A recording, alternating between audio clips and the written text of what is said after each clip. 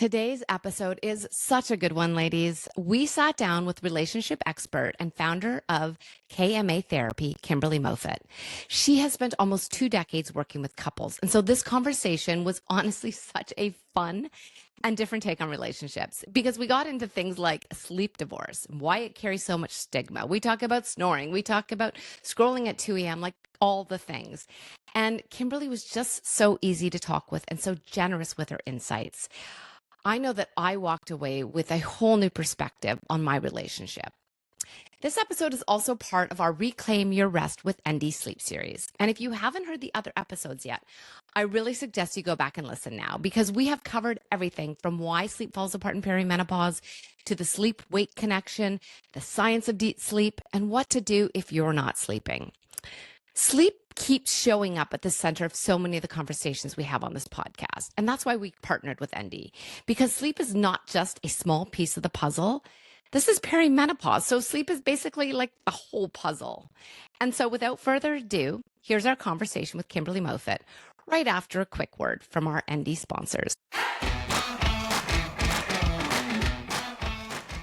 This episode is brought to you by Endy, Canada's leading mattress brand, trusted by over 1 million happy sleepers. Now, we often think of sleep as a personal health habit, but it actually has massive impact on our relationships, from how patient we are with our partners to how emotionally present we feel. A good night's rest shapes how we connect. Endy is built to support these stronger relationships. Their thoughtfully designed mattresses feature breathable, cooling gel foam and motion-isolating layers that minimize disruption. So even if your partner is tossing and turning, you still get the quality rest you need. Because when you sleep better, you show up better for yourself and each other. Learn more at endy.com. That's ENDY.com.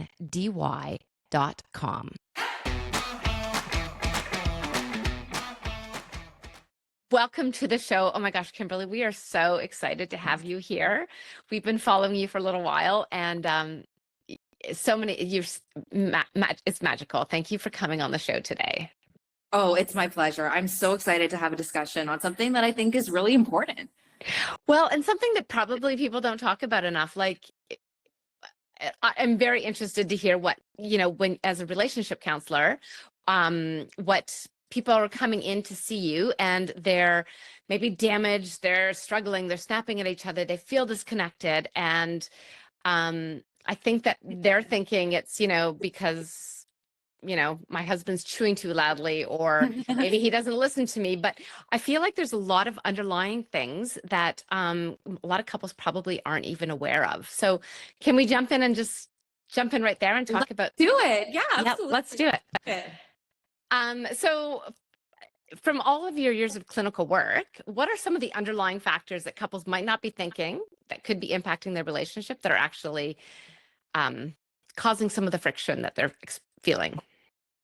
Well, there's a lot of things I feel like when people come into our clinics at KMA. And so just for your knowledge as well, I don't personally work with clients anymore, but I did for many, many years. And now as the CEO of the company, I see like kind of the broad range of people's issues when they're coming in. And so it's actually really cool to be sitting in my seat because you get to see what issues are bringing in to therapy sessions and what are they talking about and at what age or what stage of life do certain issues appear. And so I have this database of like thousands of relationships, and as well as correlating that with studies that I know about and things that I've seen happen over the years and trends. And so one thing, there's a number of things that impact people's quality of relationship over the years. Of course, things like and setting goals as a couple and making sure to spend time together, alignment on things like raising children and careers, those things as well. But something that doesn't get talked about very often is hormonal changes and sleep and how kind of the daily habits and daily changes in each person impact their temperament, their mood, and as a result, their relationship. And I think those things go very underplayed in terms of even our work in therapy, where if someone comes in and they don't have a good night of sleep, it kind of just destroys their ability to communicate. So I know that today's topic was supposed to be sleep, and I know that I've just seen like sleep plays such an important role in Canadians' relationship lives. So, well, Fair. It's one of those things that you wake up in the morning and think, oh, I didn't sleep. I'm having a bad day. But you don't really, I don't anyway. I don't normally think about how this is now going to impact everyone around me and the storm that I might be creating. So yeah, I think it's probably a much bigger issue than most people suspect. Oh, definitely, definitely. And I feel like a lot of people start complaining about sleep quality. And there's a lot of different things that impact sleep as well. So Mhm. things like having babies and having schedule changes and, one person's work being different than the other. And then as people age as well, and with the topic of perimenopause as well, people's hormones change. So, maybe they feel super hot in the night and they don't want to sleep in the same room as their partner, or one partner snores really loud and it's just impacting everybody's ability to sleep. Actually, that was like the number one thing in the Endy study. The snoring was like Canadians rated snoring as their number one sleep concern. And so that's why they ended up getting a sleep divorce. So a sleep divorce is when you decide to sleep in different rooms from each other. Yeah. I found that really, really interesting. And that's completely in line with what we see in clinical practice. I'm sorry, what is this ND study that you're referring to? So it's actually a really cool study that was done by Endy Canada. They did a national survey that studied Canadians, and they wanted to understand more about Canadians' relationships and sleep habits. So the number one finding that they had was that 84% of Canadians believe that sleep is important to a relationship, which I think is really interesting because I feel like 10 to 15 years ago, even in my own work, I don't think people would have said that at all. No. It's really surprising, right? I would say it's important to my life, but again, I still wouldn't say it was important to my relationship, but yes, now that I think about it. 100%. And me as well. Like I feel like I fall apart if I don't sleep. And I sleep more than probably most people. I wake up at 9 o'clock in the morning and I have all kinds of help because I'm so sensitive, right? If I don't get a good sleep, I'm just a mess. Yeah. So I've always been I've really been proactive about that in my own life, but I just don't think people over time have prioritized sleep. And now as people, I think there's been a collective waking up of people everywhere in terms of their health, their relationships, even other more broad topics because of things like TikTok and the information that we have nowadays, which is really cool because I think now people are saying, wow, actually sleep impacts my health overall and I might need to prioritize it. So 84% say that sleep is important. And was there any further questioning as to, of that 84%, are they doing anything about it? Or do they know how to do anything about it? Or were there some top solutions? So what we do know is that people felt it was important. We know what the top concerns are for Canadians. So snoring was number one. Sleep preferences, like sleep disturbances, were something else, like kids walking in and things like that. Temperature was another really big one. Motion control. So if someone's really moving around a lot in the night, that was one of the main concerns.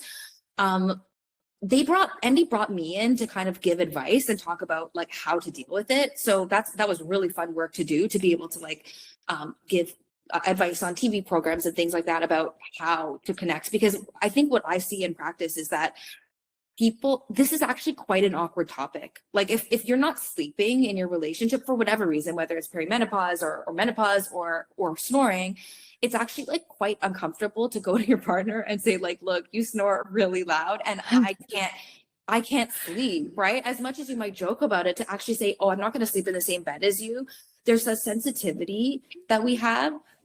I will tell you that this is exactly what happened in my relationship, where I would go to bed at night with my husband because he got upset otherwise, and then I would get up in the middle of the night and I would go to the other room. And I finally was like, but dude, babe, I love you, but this, now I'm inconvenienced every single night. And so I started sleeping in the other room, and now he's got a mouth guard that is magical and it stops the snoring. But he was really, really upset about it. And I didn't think anything of it. I just thought, oh, I'll just go sleep in the other room. It's fine.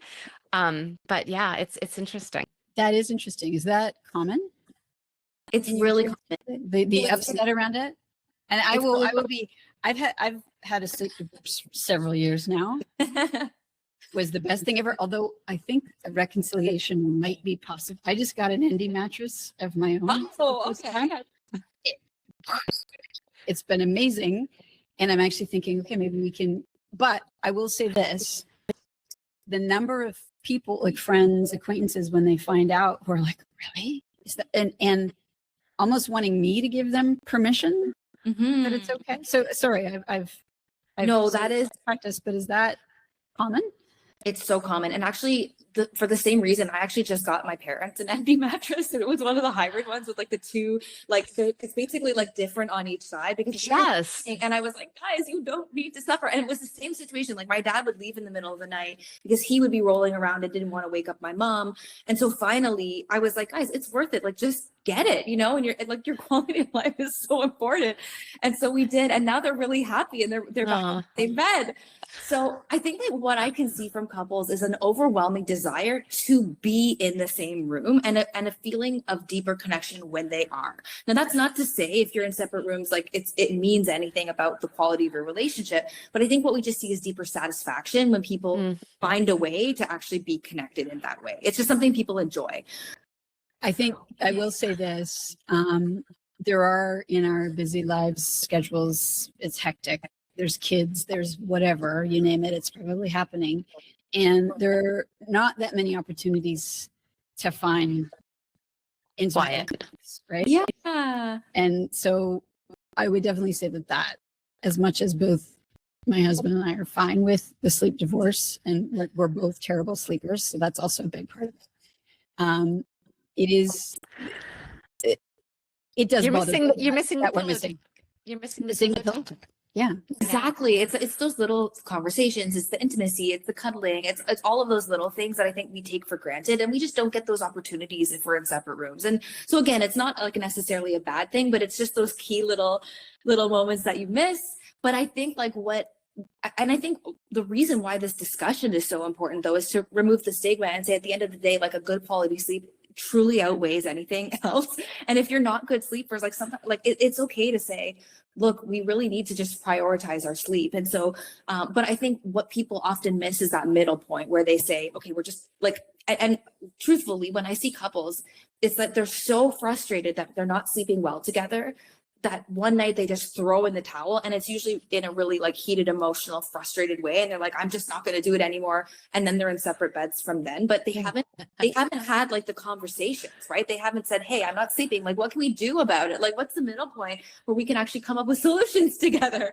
And so I think that's the conversation that needs to be happening, because sleep divorce is not the outcome that everyone has to have. It's more like, that's one option, but there's other options too. So yeah, it's funny because we had this moment. It was Christmas many years ago, and we had guests over, and so we didn't have beds available, and I was like, by like night 3, I was like, you have to go sleep in the basement. I don't care. Like, it was just like, I was like, I'm done. I need to sleep tonight, and you need to leave. And he literally went and slept in like a rickety old basement on like a rickety old couch, because I lost it. But oh my gosh. And what's the issue that you have? Is it snoring? Is it moving around? It's snoring. Okay.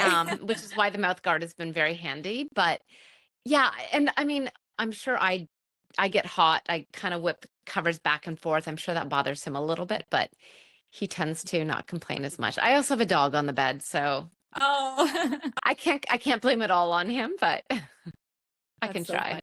I actually, it's funny. I have a 7-year-old son. Like, my daughter's 12 and my son is 7, and I sleep in the same bed with my son. I'm a single mom. I'm divorced a couple years ago. Yeah. And it's so cute because once in a while I'll get like a little foot in the face. Yeah.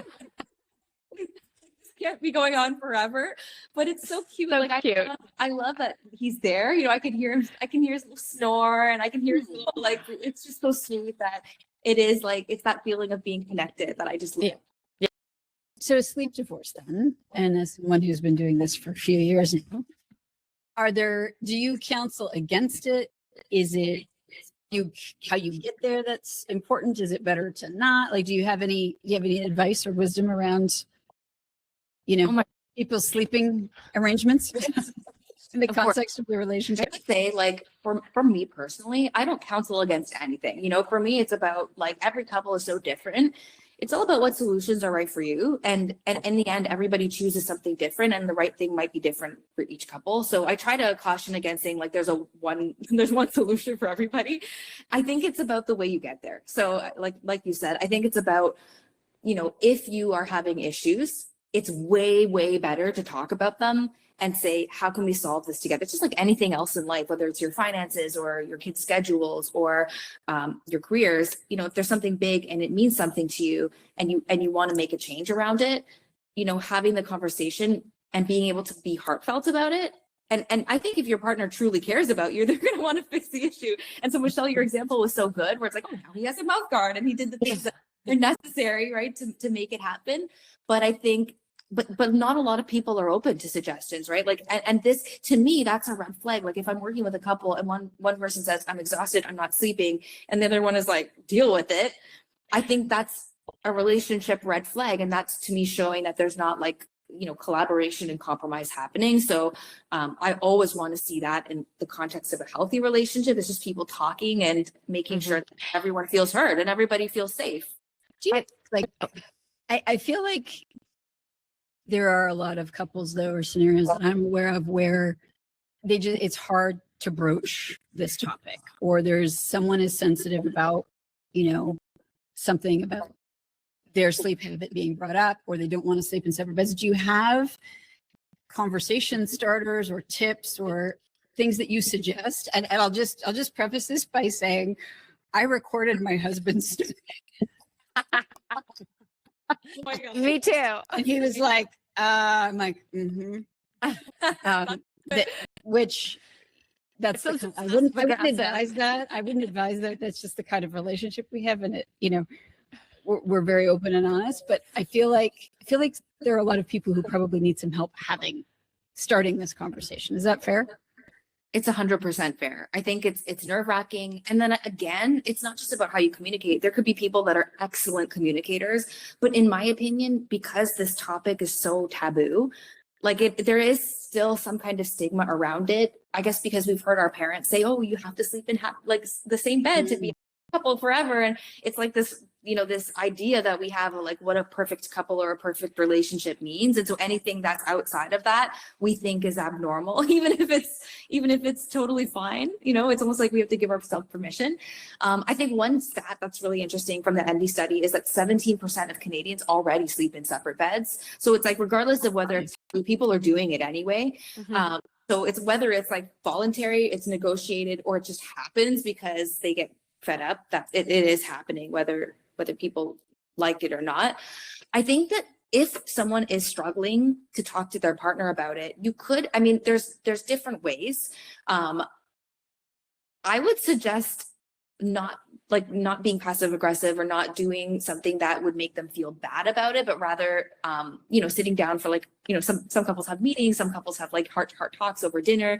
And they could say, this is really bothering me. I really want to fix it. And if your partner is serious about, you and takes you seriously, I think that you can have a heart-to-heart conversation. Sometimes a therapist can help navigate those types of conversations, because therapists, we see it all the time, right? So they are a little bit more skilled about normalizing, just how normal this is among couples, and saying, lots of couples go through this, like, let's try some solutions that are right for you. And then I think that can help the person that's the person that's actively detracting from everyone's sleep. There's usually one out of the two. And so it can help that person like not feel guilty and just normalize what they're going through a little bit more. We're giving away a $5,000 Endy bedroom makeover. Bed frame, mattress, dressers, nightstands, all of it free. To enter, it's easy. Become a TIP insider on our Substack for just $7 a month. And follow Endy on Instagram at Endy Sleep or on Facebook at Endy. The contest closes August 24th. It's for Canadian residents only. Sorry, guys. And there's a link in the show notes. So what are you waiting for? Go enter now. Seriously, like right now. Well, and it may not just be like sleeping. It may also be leading up to the sleep. So like my husband and I are really good at like, I'm going to bed. I'll go to bed too. But I know couples where one of them goes to bed hours before the other, and then, or maybe they both go to bed and then one scrolls on their phone for hours, and my husband does that, but I have a sleep mask so I can ignore it. But like there's so much around sleep that is problematic for couples. Oh, there's so much. It's all in the little details because it could Yeah. be something, it could be, I mean, exactly that. If someone's scrolling, for me, it would be like, I remember being married, and if someone was in the bed and I knew that they were going to leave, I would be so anxious that I couldn't fall back asleep and it was gone. Because I'd be like, when are they leaving? When are they going? Go. Such a weird thing, but like for me, I was like, you need to get out and get out now. Like, so it could be any little quirk, right? But I think the key is just being able to identify, like, what is it that's really bothering me and how can we support each other? Because sometimes it's just as easy as like a quick little fix, right? And then everyone's sleeping again. So, so we notice that when people do start sleeping again, we can actually have more difficult and more productive conversations around just about anything. So No kidding. I wonder, I don't think I understood the impact that sleep deprivation had on me until perimenopause, when it was atrocious. And then I was like, and then started understanding the impacts to my health and what have you. I'm wondering, we both said at the start of our conversation that neither of us really considered what kind of partner sleep deprivation made us. Do you have any insights into, what sleep deprivation or poor sleep does to your ability to be a good partner? Some things that we know that we're maybe a little bit irritated or irritable and maybe, not as sharp as usual, but are there other impacts? Oh, it's a huge impact, not just to your mental health, but it's your ability to emotionally regulate. So triggers, like if you experience a trigger in your day-to-day life and you're sleep deprived, the trigger is 10 times stronger.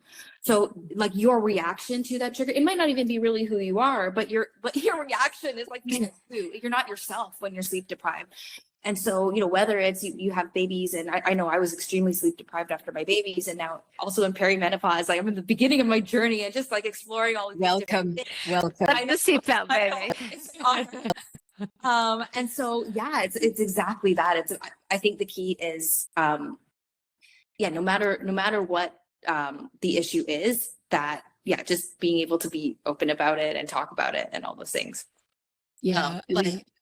I often wonder, so I think this applies to sleep as well, but in the context of perimenopause, a lot of women go through a lot, and the chaos is real and the challenges are real, and the whole body impact is very significant. And where is the line between my partner needs to give me grace because I'm going through all of this and I'm just now a shitty partner, excuse me, language.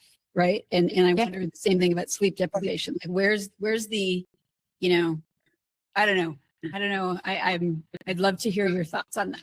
When do you say, hey, can you just give me some space because I haven't slept in however long? And when am I just being a jerk? And I need to bootstraps and figure it out. Do you know what I mean? Does that make sense?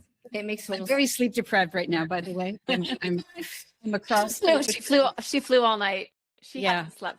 Yeah, so my apologies. I'm little. Oh, you know what? No problem. This is vodka. No, I'm just kidding. No, I think that a lot of grace is necessary, but it's not just perimenopause. I think that marriage and life and long relationships, there are all kinds of reasons that we need to give our partners grace, and we need to say it's like not who they really are. They're going through something. And menopause is one of those like really long journeys. And I mean, in my experience with just about any woman, whether it's in practice or friends or anything like that, it can take a while to kind of figure it out and to get used to it, or, get on whatever meds or whatever program works for you. And so it's not like a Band-Aid solution or an overnight fix. It's something that can carry on for years, right? Until you feel better, or so I think it's totally okay to say, like, can you please give me a little grace here? I'm sleep deprived, I'm angry, and I honestly don't understand what's happening to my body. Like a lot of this is hormones, right? It's the same, like consider being pregnant, how that would impact your hormones, or if you're your eggs, how you get all hopped up on hormones and everyone's all, emotional. It's like, you have to understand that this is a major change happening to your body, and your moods are just going to happen accordingly, right? It's just a part of it. And so, I think part of the challenge with women, because you said, when am I just being a jerk? Like my answer to that is like, you're probably not being a jerk. I think as women, oftentimes we need to give ourselves more grace instead of less, and just say like, actually, I'm a pretty decent human being. I'm kind to everyone I encounter and I do my best. And that's really all I can do as a person. And anything beyond that is out of my control. And so I'm going to do the best I can. I'm going to communicate the best I can. And that's just about it. I think that's a light bulb for me. So I've been working with a coach through Portal, which is a relatively new online menopause. Oh, cool. And the coach is fantastic. And the gist of what we've been working on is self-compassion. And this is not something I'm very good at yet, and I'm working on it, but I will say my ability to be less reactive, to be better able to handle sleep deprivation like I am today, is so much more significant now that I am actively practicing self-compassion, which is something that it's taken 53 years, which is, I don't know if that's tragic, common, all of the above. But yeah, I think you nailed it when you, right? If we can just realize that we're human, and and that's fantastic. I think, but often I feel like with women, we're always told to put ourselves last and to say, and also because menopause was so taboo for so long, it's almost like nobody knew what was going on and everyone was going through changes and nobody talked about it. And to say like something's wrong with me, as opposed to actually this is something that literally every woman in the world goes through, and it's medical and it's real and it lasts a long time. So to be able to say like, look, actually I can take a day off, or I love that word, self-compassion. So it sounds like that's really helped able to say, hey, like I'm human, I'm okay. And this is actually a very normal thing that I'm experiencing. And tomorrow will be a better day. Yeah. This is probably a whole other podcast, but gray divorce. We haven't talked about this yet, and something I wanted to talk about for a while. Do you find that there's a surge of divorces amongst women in that perimenopause?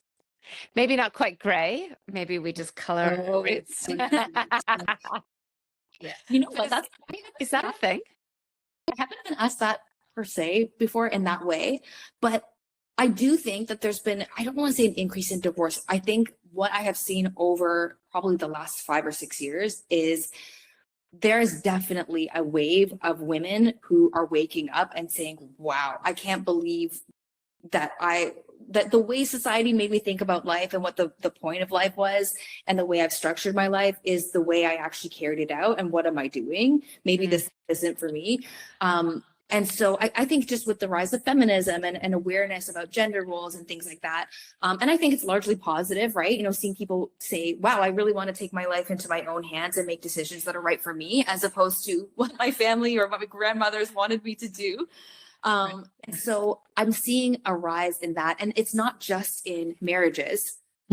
Saying, I want something else for myself or my life, but it's actually with young people as well, in the way that they date and the way they approach relationships now.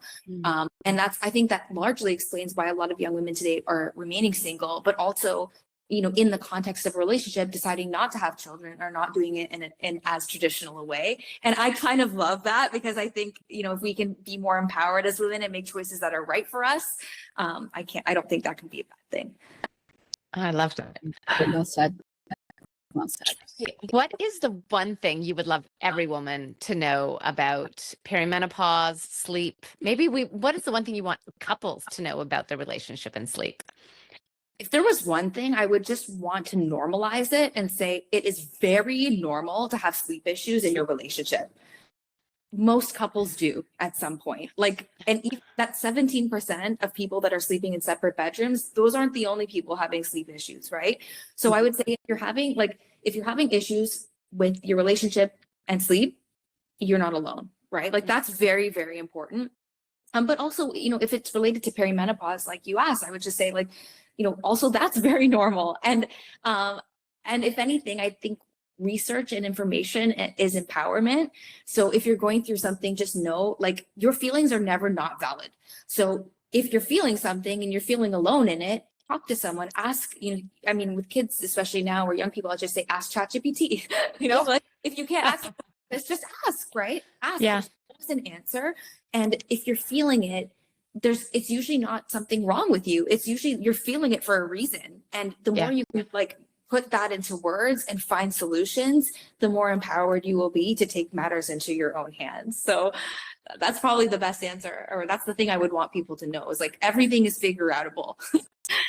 Yeah, Kimberly, it was an absolute pleasure to have you on the show today. Thank you. We've been really excited about this one, and I know that Endy was really excited to have you come on board, and it's been great. Thank you. Oh, thank you so much. It was so nice meeting you guys and hearing your stories as well. Thank you. Likewise. Thank you so much. Thanks so much for listening to the show. If you like what you hear, please subscribe and write a review, so more women can find us and get a better understanding of what to expect in perimenopause. This information is not intended as medical advice. The intent of this information is to provide the listener with knowledge to support more efficient and effective communication with their medical provider.